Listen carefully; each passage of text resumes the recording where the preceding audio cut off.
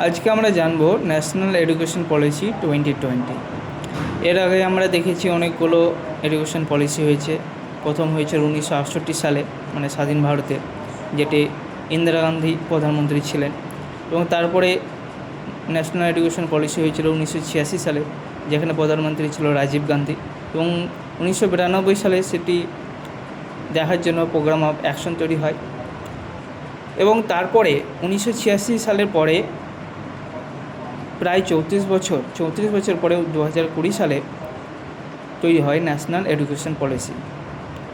এই national education policy শিক্ষাক্ষেত্রে খুবই গুরুত্বপূর্ণ, কারণ এই পলিসির ওপর নির্ভর করে বিভিন্ন ধরনের নীতিগুলি তৈরি হয়, যে কীভাবে শিক্ষাকে এগিয়ে নিয়ে যাওয়া হবে। এবং আমরা তো দেখেছি আগে ছিল 10+2 সিস্টেম, যেটি কোঠারি কমিশন রেকমেন্ড করেছিল, এবং সেটা ন্যাশনাল এডুকেশন পলিসি 1986 সালে সেটিকে ইমপ্লিমেন্ট করার চেষ্টা করেছিল এবং সেটি হয়েছিল। সেরকমই ন্যাশনাল এডুকেশন পলিসি 2020 কিছু রেকমেন্ডেশন করেছে এবং সেগুলিকে ইমপ্লিমেন্টেশন করার জন্য সরকার, বর্তমানে যে সরকার রয়েছে সেই সরকার গুরুত্ব দিচ্ছে। এবং বর্তমানে যে এডুকেশন পলিসিতে রয়েছে তার প্রধানমন্ত্রী ছিলেন, মানে কোন প্রধানমন্ত্রী আমলে হয়েছিল? নরেন্দ্র মোদীর আমলে হয়েছিল। এবং তখনকার মিনিস্ট্রি অফ হিউম্যান রিসোর্স ডেভেলপমেন্টের মন্ত্রী ছিলেন প্রকাশ জাভড়েকর।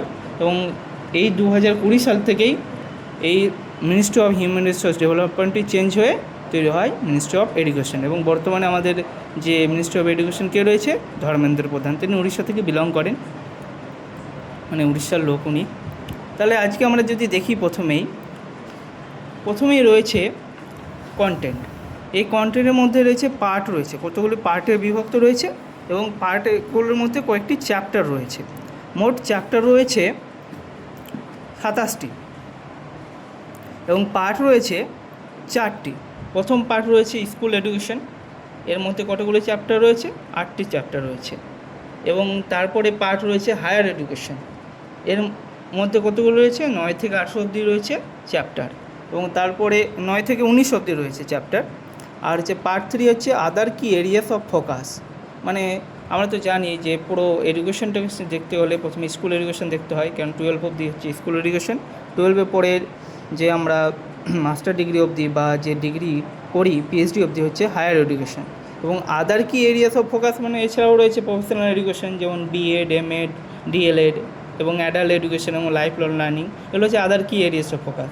এবং পার্ট 4 রয়েছে মেকিং ইট হ্যাপেন। এবং এই যে এগুলি রয়েছে, ভাগ রয়েছে স্কুল এডুকেশন, হায়ার এডুকেশন এবং আদার কি এরিয়াস অফ ফোকাস, এগুলোকে কীভাবে ইমপ্লিমেন্ট করবে তার বিষয়ে এখানে কিন্তু বিস্তারিত আলোচনা করা হয়েছে। অনেকে বলছে যে এডুকেশন পলিসিটাকে কীভাবে ইমপ্লিমেন্ট করবে, কিন্তু সেই বিষয়ে বিস্তারিত আলোচনা পাবো আমরা পার্ট 4-এ। তাহলে পার্ট 1-এ যেখানে স্কুল এডুকেশনের ব্যাপারে বলা আছে, সেখানে আমরা যদি দেখি প্রথম চ্যাপ্টারটির কী বলেছে, early childhood care and education the foundation of learning. যে early childhood care and education the foundation of learning, এটা হচ্ছে ফাউন্ডেশন স্টেজ। এখান থেকেই শিক্ষার্থীরা শেখা শুরু করে। যে আমরা যখন প্রি প্রাইমারি স্কুলে যাই, ক্লাস মানে বয়স যখন 3 বছর হয় তখনই প্রি প্রাইমারিতে অ্যাডমিশন নেয়, অঙ্গনওয়াড়ি হোক বা আইসিডিএস সেন্টারগুলি হোক, যেখানে যেমন ব্যবস্থা রয়েছে।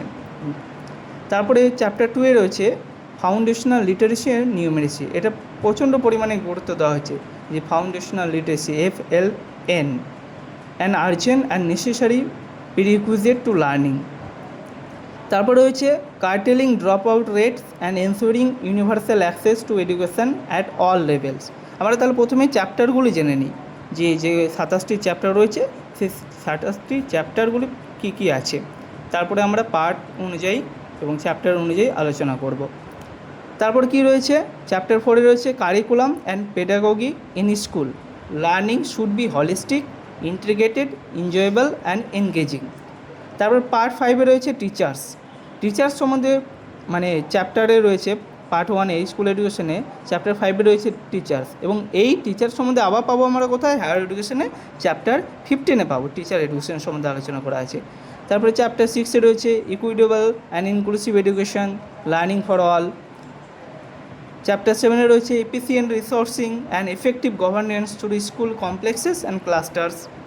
আর চ্যাপ্টার 8-এ রয়েছে standard setting and accreditation of school education. এই 8টি চ্যাপ্টার স্কুল এডুকেশন সম্বন্ধে বিস্তারিতভাবে আলোচনা করেছে এবং এর ওপরে বিশেষ করে আমাদের বিভিন্ন রকম যে কাঠামো তৈরি হচ্ছে স্কুল এডুকেশনে তাতেই সরকার বা যে সরকার হোক কেন্দ্র সরকার বা রাজ্য সরকার গুরুত্ব দিয়ে সেটাকে পালন করার চেষ্টা করছে। এবার পার্ট 2-এ যদি দেখা যায় হায়ার এডুকেশন 9 নম্বর চ্যাপ্টারে কী রয়েছে, quality university and colleges, a new and forward looking vision for India's higher education system. Chapter 10-এ রয়েছে ইনস্টিটিউশনাল রিস্ট্রাকচারিং অ্যান্ড কনসলিডেশন।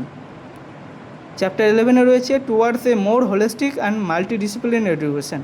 এখন বর্তমানে তো আমরা দেখছি কলেজগুলো মাল্টিডিসিপ্লিনারিতে নিয়ে যাওয়ার চেষ্টা করছে, কলেজ হোক ইউনিভার্সিটি হোক কোনো বা আইআইটি, এমনকি আইআইটিও এখন বর্তমানে মাল্টিডিসিপ্লিনারি হয়ে যাচ্ছে। আমরা তো দেখেছিলাম জসপাল রিপোর্টে 2009 সালে যেটা দিয়েছিল, সেখানেও অনেক আলোচনা আছে যে কীভাবে ইউনিভার্সিটিগুলি করে ডিম ইউনিভার্সিটিগুলোকে পুরোপুরি উঠিয়ে দিতে হবে, না তো ওগুলোকে ফুল ইউনিভার্সিটি করতে হবে, ওখানেই বলেছিল। এবং কিছুটা সেটাকে গুরুত্ব দিয়ে যে আইআইটিগুলোকেও সমানভাবে গুরুত্ব দেবে, শুধুমাত্র ইঞ্জিনিয়ারিং বা সায়েন্স নিয়ে পড়ে থাকলে হবে না, সেখানেও আর্টস বা হিউম্যানিটিসকেও গুরুত্ব দিতে হবে। তারপরে রয়েছে চ্যাপ্টার 12 রয়েছে optimal learning environments and support for students. আর চ্যাপ্টার 13-এ রয়েছে motivated energised and capable faculty. Chapter 14-এ রয়েছে equity and inclusion in higher education. তাহলে ইনক্লুশন ইন হায়ার এডুকেশনটা কীভাবে রূপায়িত হবে সেটা আমরা পাবো চ্যাপ্টার 14-এ। চ্যাপ্টার 15-এ কী পাবো, টিচার এডুকেশন। আমরা এখানে পেয়েছিলাম একটা চ্যাপ্টার 5-এ টিচার্সের ব্যাপারে আর একটা চ্যাপ্টার 15-এ, এই দুটো মনে রাখবে ভালো করে, কারণ টিচার